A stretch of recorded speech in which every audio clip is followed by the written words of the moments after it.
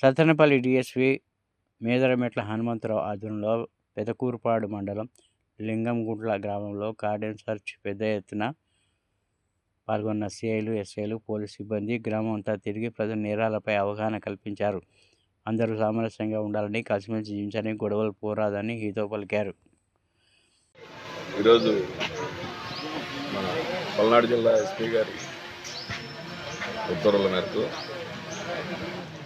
Pedakurapadu police station పరిధిలోని లింగంగుంట్ల అనే గ్రామంలో కార్డన్ సెర్చ్ ఆపరేషన్ చేయడం జరిగింది. సుమారు 100 మంది పోలీసులతో ఈ ఆపరేషన్లో భాగంగా ప్రతి ఇల్లు కూడా సెర్చ్ చేయడం జరిగింది. సెర్చ్లో భాగంగా సుమారు 22 రికార్డులెస్ మోటార్ సైకిల్స్, ఈ కింద కనిపించే 4 గొడ్డళ్ళు, అలాగే 4 బడిపలు, ఒక్క కత్తి స్వాధీనం చేయడం జరిగింది.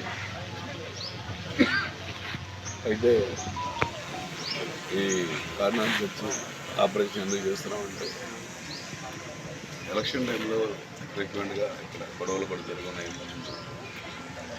రేపు తెల్లబాటు ఎలక్షన్స్ వస్తున్నాయి.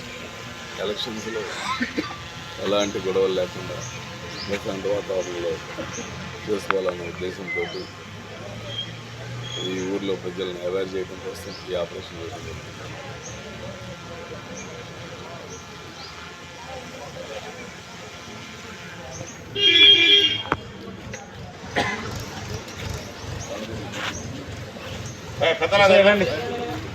పబ్లిక్